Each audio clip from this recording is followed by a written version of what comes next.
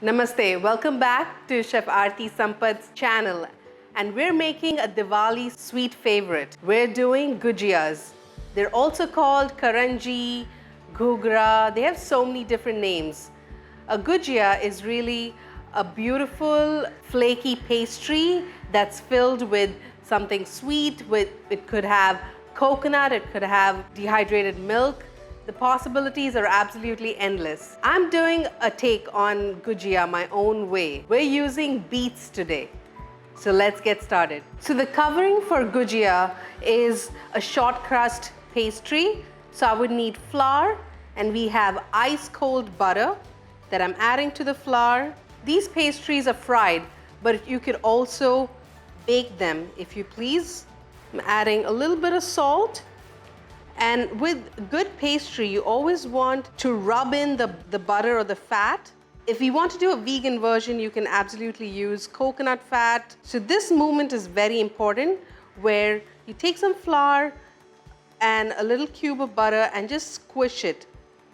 This makes super flaky pastry. Alternately, you could also use a little bit of oil, any neutral oil you please. Once the butter is completely incorporated, the flour looks a little shaggy with all those bits of butter all over. I'm going to bring the dough together with some beet juice. All I did was I cut a couple of beets, I juiced them, and then reduced the juice a little bit. So it's a nice thick syrup.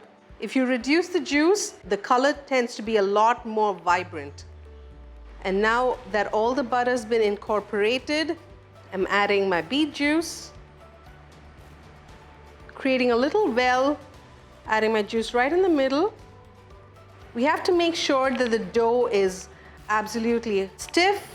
It's not too tender. This allows us to make super flaky crust. Also, when we're rolling it out and we add our filling in the middle, it won't bust out. That beautiful pink, maroon dough is coming together. Once the dough comes together, we'll allow the dough to rest for another 10 minutes before we start rolling. Now that our beautiful dough has come together, don't worry if there are a few cracks. That's because the dough is really dry, and that'll help us when we're actually frying it.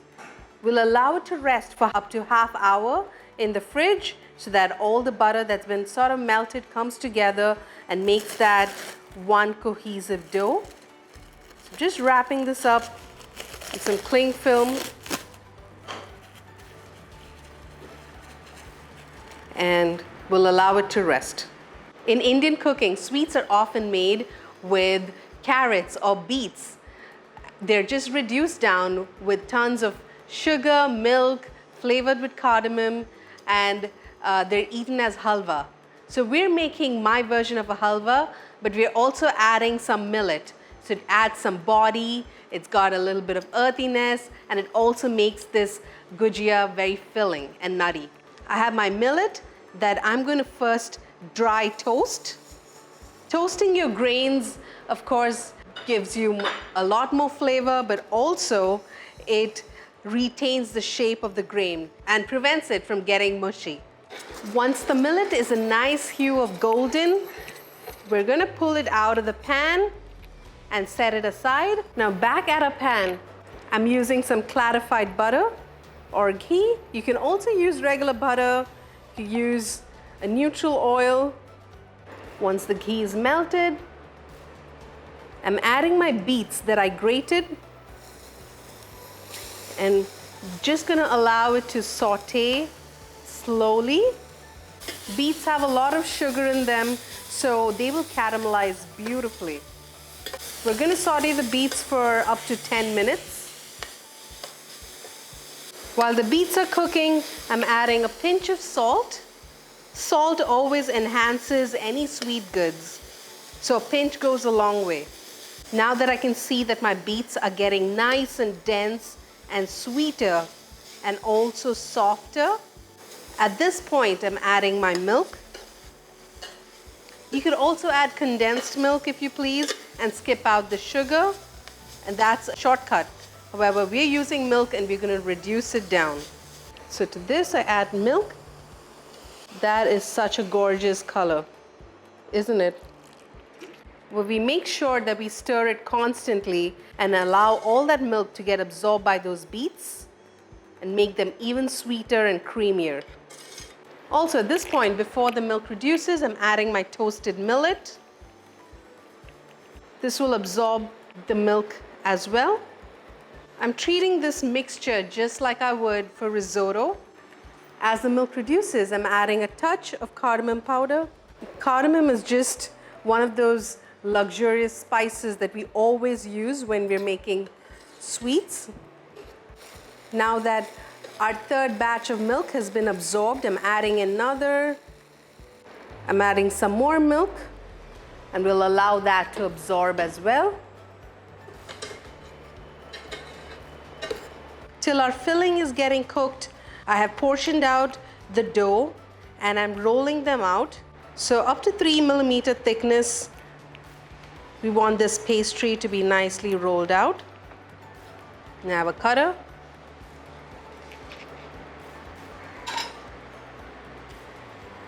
And we can roll these back to another ball and make another pastry.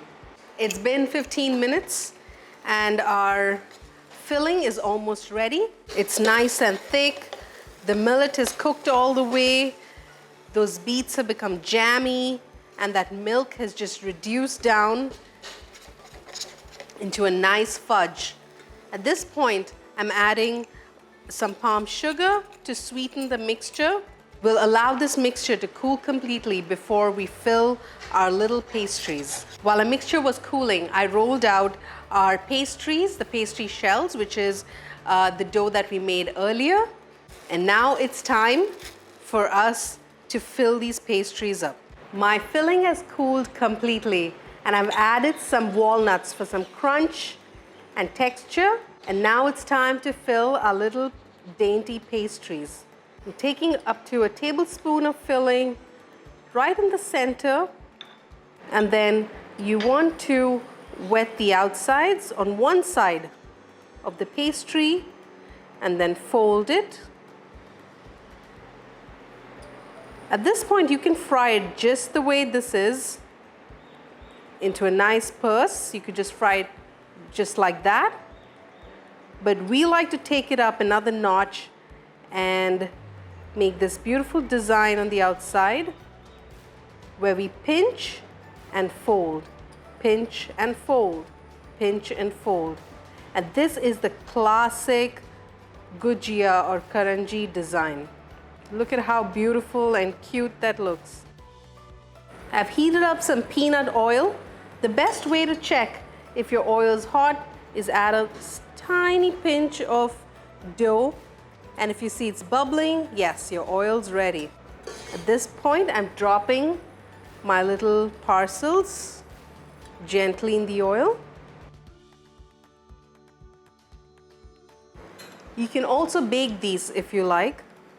Do not disturb the oil for like up to 30 seconds. Once the pastry starts crisping up, we can move it around and make sure it's completely crisp on the outside. I'm just going to check if my pastry is cooked. All right, just moving it around so it doesn't scorch at the bottom. When you try these little karanjis when they're absolutely hot, you'll see that the filling has completely melted and it's all gooey and tender. The best way to tell if our pastry is done is you'll see that the pastry is turned a little golden and it's crisp. It's crisp to touch.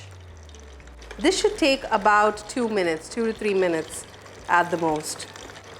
All right, time to drain our pastries.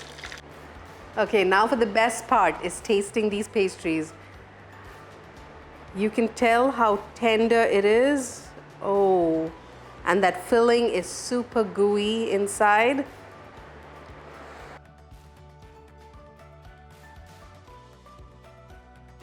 The covering is like so tender and it's also so flaky. It's also got like crisp bits around the edges. That filling is so creamy. I can taste the millet. It's adding more depth. That pinch of cardamom just comes through. That milk is just adding so much creaminess. This is such a delicious dessert. I really hope you will try it during Diwali.